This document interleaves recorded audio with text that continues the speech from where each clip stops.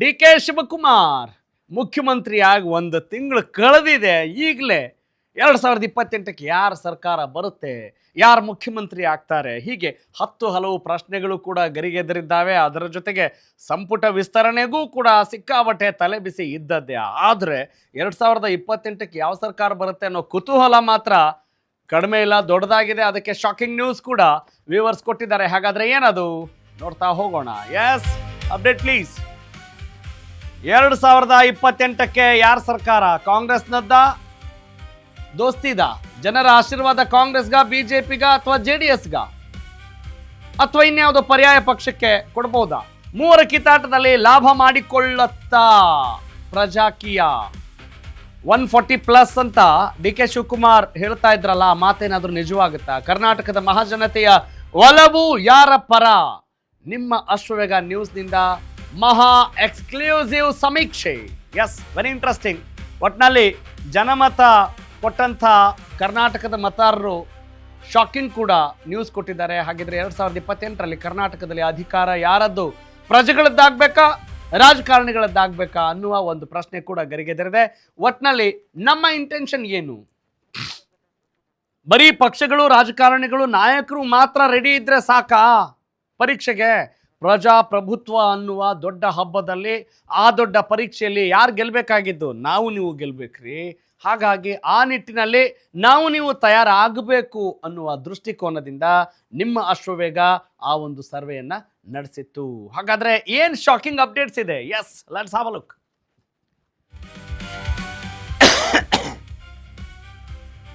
ಕಾಂಗ್ರೆಸ್ಗೆ ಶಾಕ್ ಮೇಲೆ ಶಾಕ್ ಕೊಟ್ಟಿದ್ದಾರೆ ನಮ್ಮ ಕನ್ನಡಿಗರು. 2028ರಲ್ಲಿ ದೋಸ್ತಿ ಪಡೆಗೆ ಜೈಕಾರ ಹಾಕಿದ್ದಾರೆ. ಬರೋಬ್ಬರಿ 51,000ಕ್ಕೂ ಅಧಿಕ ಜನರಿಂದ ನಡೆದಂತಹ ಈ ಸಮೀಕ್ಷೆಯಲ್ಲಿ, ಈ ವೋಟಿಂಗ್ನಲ್ಲಿ ಕರ್ನಾಟಕದಲ್ಲಿ ಅಟ್ಲೀಸ್ಟ್ ದೋಸ್ತಿ ಸರ್ಕಾರ ಆದರೂ ಬರಲಿ ಅನ್ನುವ ಆಶಯ ಸದ್ಯಕ್ಕೆ ಮೊಳಗ್ತಾ ಇದೆ.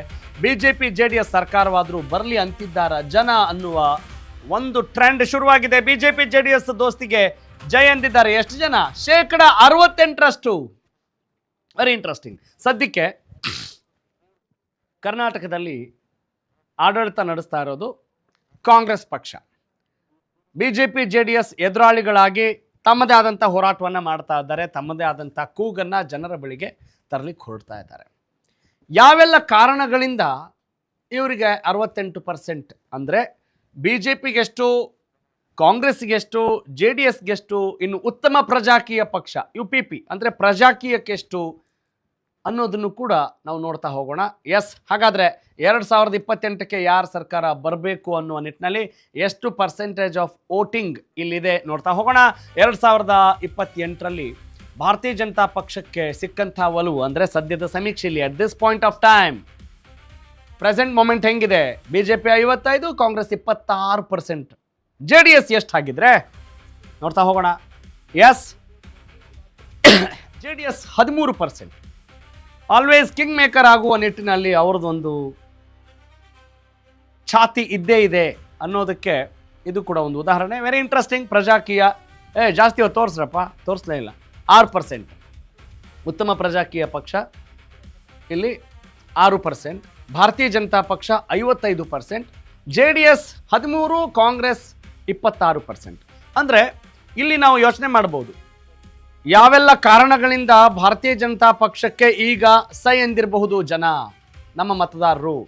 JDS 13% ಗಳಿಸ್ಕೊಂಡಿದೆ, ಕಾಂಗ್ರೆಸ್ 26% ಇದೆ.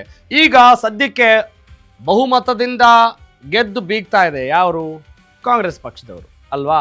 ಆದರೆ ಆಡಳಿತ ವಿರೋಧಿ ಅಲೆ ಇದೆಯಾ ಅಂತ ಹೇಳಿದ್ರೆ, ಈ ಫಲಿತಾಂಶವನ್ನು ನೋಡಿದರೆ ಸದ್ಯಕ್ಕೆ ಆಡಳಿತ ವಿರೋಧಿ ಅಲೆ ಇರಬಹುದು ಅನ್ನುವ ಲೆಕ್ಕಾಚಾರ ಇದೆ. ಸಹಜವಾಗಿ ಇದ್ದೇ ಇರುತ್ತೆ. ಯಾವುದೇ ಪಕ್ಷ ಆಡಳಿತದಲ್ಲಿದ್ದರೂ ಕೂಡ ಅದರ ಅಧಿಕಾರದ ಅವಧಿ ಮುಗಿತಾ ಇದ್ದ ಹಾಗೆ ಒಂದಿಷ್ಟು ಬೇಸರಿಕೆ ಇದ್ದೇ ಇರುತ್ತೆ. ಅಯ್ಯೋ, ಆ ಕೆಲಸ ಆಗಿಲ್ಲ, ಈ ಕೆಲಸ ಆಗಿಲ್ಲ, ಅವ್ರನ್ನ ಕೆಳಗಿಳಿಸಬಾರ್ದಿತ್ತು, ಇವ್ರನ್ನ ಕೆಳಗಿಳಿಸಬಾರ್ದಾಗಿತ್ತು, ಅವ್ರು ಬಂದರೆ ಚೆನ್ನಾಗಿರ್ದಿತ್ತು. ಹೀಗೆ 10 ಹಲವು ಪ್ರಶ್ನೆಗಳು ಕೂಡ, ಪಾಸಿಬಿಲಿಟೀಸ್ ಕೂಡ ಎದುರಾಗ್ತಾನೆ ಇರ್ತವೆ. ಎಸ್, ಇದನ್ನು ಇನ್ನಷ್ಟು ವಿವರವಾಗಿ ನೋಡ್ತಾ ಹೋಗೋಣ ಆನ್ ಗ್ರಾಫಿಕ್ಸ್ ಪ್ಲೇಟ್. ಭಾರತೀಯ ಜನತಾ ಪಕ್ಷ ಮತ್ತು JDS ಸೇರಿದರೆ 55 + 13 ಎಷ್ಟ್ರಿ? 68%. ದೋಸ್ತಿಗೆ ನಮ್ಮ ಜನ ಈ ಸರಿ ಜೈ ಅಂದಿದ್ದಾರೆ, ದೋಸ್ತಿಗೆ ಸೈ ಅಂದಿದ್ದಾರೆ, ದೋಸ್ತಿ ಓಕೆ ಅಂತ ಹೇಳಿದಂಗಿದೆ. ಅಥವಾ ಅವರಿಗೆ ಅವಕಾಶ ಇಲ್ಲದೆ ಆ ಥರ ಹೇಳಿರಬಹುದು. ಈ ರಿಸಲ್ಟ್ ಬದಲಾಗಲೂ ಕೂಡಬಹುದು. ಪ್ರಜಾಕೀಯ ಅಂದರೆ ಉತ್ತಮ ಪ್ರಜಾಕೀಯ ಪಕ್ಷ 6% ಸದ್ಯಕ್ಕೆ ಒಲವನ್ನು ವ್ಯಕ್ತಪಡಿಸಿದೆ. ಅದು 60% ಆಗಬಾರ್ದು ಅಂತೇನಿಲ್ಲ. ಅಥವಾ ಕಾಂಗ್ರೆಸ್ ಇಲ್ಲಿ 26% ತೆಗೆದುಕೊಂಡ ತಕ್ಷಣ ಅದು 62% ಆಗಬಾರ್ದು ಅಂತೇನಿಲ್ಲ ಅಲ್ವೇ? ಹಾಗೆಯೇ JDS ಕೂಡ ತನ್ನ ಪ್ರಾಬಲ್ಯವನ್ನು ಹೆಚ್ಚಿಸ್ಕೊಳ್ಬೋದು. ಆದರೆ ಈಗ ಸದ್ಯಕ್ಕೆ ಹಾಕಿರುವಂಥ ಈ ಬೀಜ ಈ ರೀತಿ ಮೊಳಕೆ ಹೊಳೆದಿದೆ. ನಾವು ಕೇಳಿದಂಥ ಪ್ರಶ್ನೆ ಏನಾಗಿತ್ತು? ಯಾರು ಸರ್ಕಾರ ಬರಬೇಕು 2028ಕ್ಕೆ ಅಂತ ಹೇಳಿದಾಗ, ನೋಡ್ರಿ ಇಂತಿಂಥವ್ರು ಬಂದರೆ ಚೆನ್ನಾಗಿರುತ್ತೆ ಅಂತ 51,000 ಜನ ಪಾರ್ಟಿಸಿಪೇಟ್ ಮಾಡಿರುವ ಆಧಾರದ ಮೇಲೆ ನಾವು ಆ ಪರ್ಸೆಂಟೇಜ್ ಆಫ್ ವೋಟಿಂಗ್ನ ನಿಮ್ಮ ಮುಂದೆ ಬಿತ್ತರಿಸ್ತಾ ಇದ್ದೀವಿ. ಅಫ್ಕೋರ್ಸ್ ಯಾರಿಗೂ ಈಸಿ ಇಲ್ಲ.